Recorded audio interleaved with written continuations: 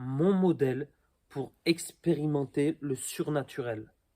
C'est le 3 plus 1. Et c'est vraiment quelque chose que j'aimerais vous partager aujourd'hui. Alors, pourquoi je veux partager aujourd'hui ce modèle? Premièrement, parce que ce modèle est biblique, dans le sens que, en fait, si il y a des principes ou des clés ou des alliances ou des lois que Dieu nous a ordonnées, ok, qui sont véritables, sont des vraies lois spirituelles, alors je vais utiliser ces lois afin que Dieu soit glorifié. Oh, attends, t'es en train de me dire quoi, Lucas? Là, tu me perds. C'est vraiment ce que j'aimerais vous partager. Et pourquoi j'aimerais vous partager cela?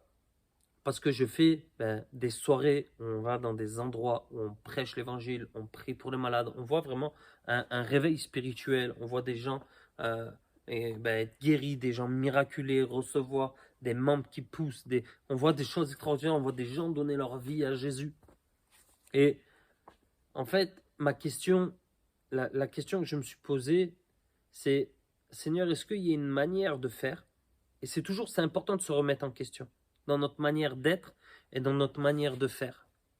Parce que notre manière de faire est liée à notre manière d'être. Donc si je fais toujours la même chose et que je ne fais toujours la même chose, parce que Jésus ne faisait jamais 2 fois la même chose, inconsciemment, ça veut dire que dans mon être et dans ma relation avec Dieu, je ne cherche plus le nouveau de ce que Dieu veut faire. Et comme je ne recherche plus le nouveau de ce que Dieu veut faire, et c'est ce qui passe dans tous les réveils, et je ne suis pas en train de dire que c'est facile, hein, je ne dis pas du tout ça, mais c'est un principe, c'est quelque chose qu'on doit en tirer un enseignement des réveils qui sont passés. C'est qu'arrivé un moment, Dieu par exemple a ramené un réveil dans le baptême du Saint-Esprit, dans le baptême d'eau, et en fait, arrivé un moment, les gens sont restés que dans le modèle de la révélation de Dieu. Et ils ont reçu la révélation dans la repentance, toutes ces choses. Ils ont amené ce modèle-là. Et ce modèle-là était bon. Mais arrivé un moment, en fait, ils ont continué. Et Dieu a bougé. Et eux, ils ont continué. Et Dieu a bougé. Et eux, ils ont continué. Pas que Dieu ne voulait plus faire la même chose. C'est que Dieu voulait ajouter afin que ça prenne encore plus d'ampleur. Et ça, c'est vraiment important. Dans notre ministère, dans tout ce qu'on fait. Et c'est pour ça que on a développé l'école Amour plus puissance, qui est liée à des principes identitaires et pas des méthodes. Même si on peut donner des méthodes pour vous lancer, mais on vous enseigne toujours sur des principes.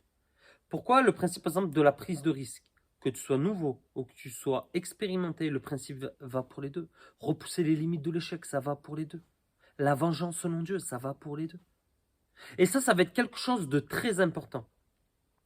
Et souvent, et en fait, les gens qui viennent avec moi, je peux prêcher l'évangile à voix haute, prêcher l'évangile à un. Je peux juste, les amis, aimer les gens. Pardon. Je peux juste aimer les gens. Dans le sens que, des fois, je sens que je n'ai pas besoin de produire, mais les gens ils ont besoin d'une touche d'amour, ils ont besoin du cœur de Jésus. Des fois, je peux bénir des gens. 2 secondes, je bois. On fait tout ça en direct.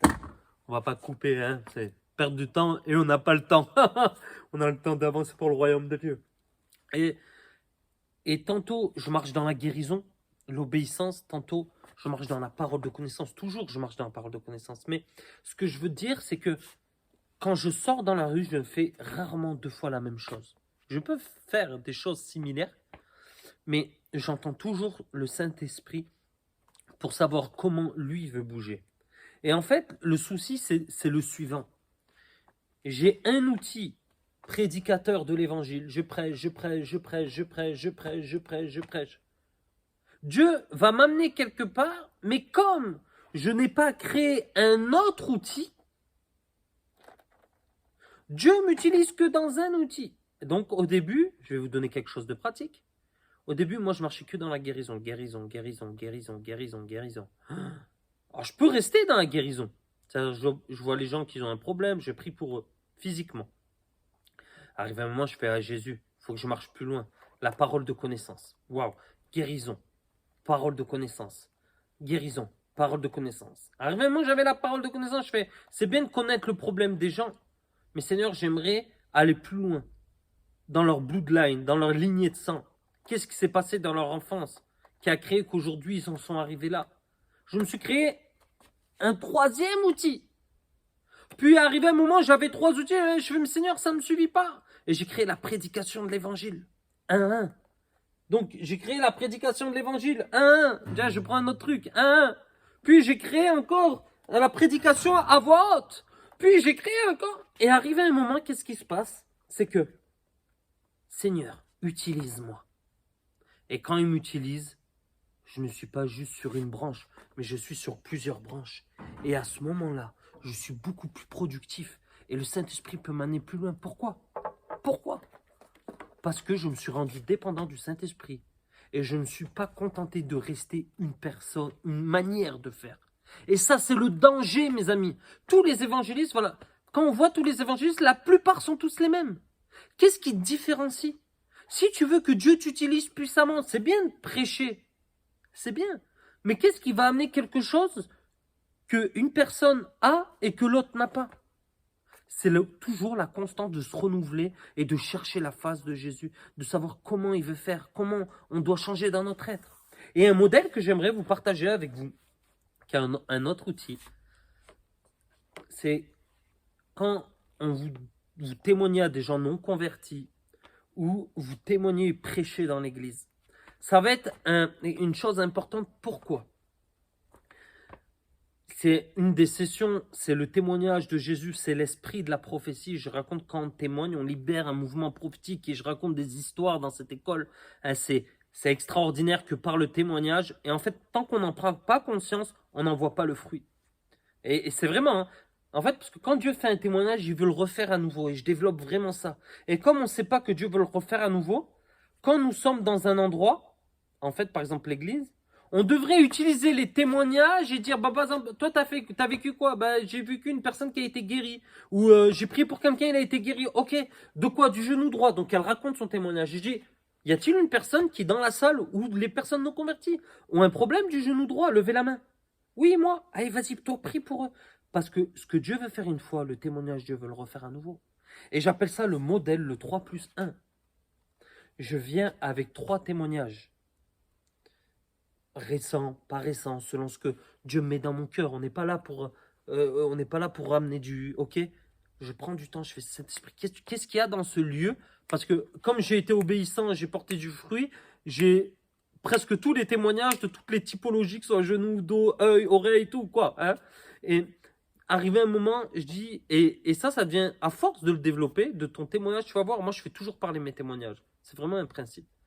Et bah, problème de dos guéri. Ah, je raconte ce témoignage à quelqu'un qui a un problème de dos. Et je fais comme ça. Je le fais 3 fois. Je peux le faire 5 fois. Je peux le faire qu'une fois. Mais c'est pour au début avoir un modèle et un principe. Et là, et le 3+1, le 1, c'est quoi? Je m'arrête. Et ça peut être dans la rue. Ça peut être. Et je dis, Saint-Esprit, qu'est-ce que tu veux faire de nouveau? Et là, je demande au Saint-Esprit qu'il fasse un neuf témoignage, un nouveau témoignage. Afin d'ajouter un témoignage et que Dieu le refasse à nouveau. Vous comprenez? Donc c'est le modèle pour expérimenter le surnaturel. Un des modèles, pas que j'en ai plusieurs, mais ça c'est quelque chose qui est puissant. Et souvent, vu que on n'utilise pas le témoignage, et c'est dans les psaumes, Dieu va dire carrément, il a mis une loi en Israël et une alliance. Et il a dit dans cette alliance de raconter le témoignage aux enfants. Et que, en fait, les enfants, le jour du combat, j'ai tout un témoignage, je ne peux pas le développer comme ça, mais ils ont tourné le dos le jour du combat parce qu'ils ont manqué d'assurance. Et ils disent qu'ils ont manqué d'assurance car les pères n'ont pas raconté les témoignages de Moïse, d'Abraham, de toutes ces choses à leurs enfants. Et comme ils ne s'attendaient plus à voir, et comme ils ne racontaient plus les témoignages, ils ne pouvaient plus s'attendre au miracle. Vu qu'ils ne s'attendaient plus au miracle, il n'y avait plus d'assurance. Vu qu'il n'y avait plus d'assurance, il n'y avait plus de foi. Et tout est lié.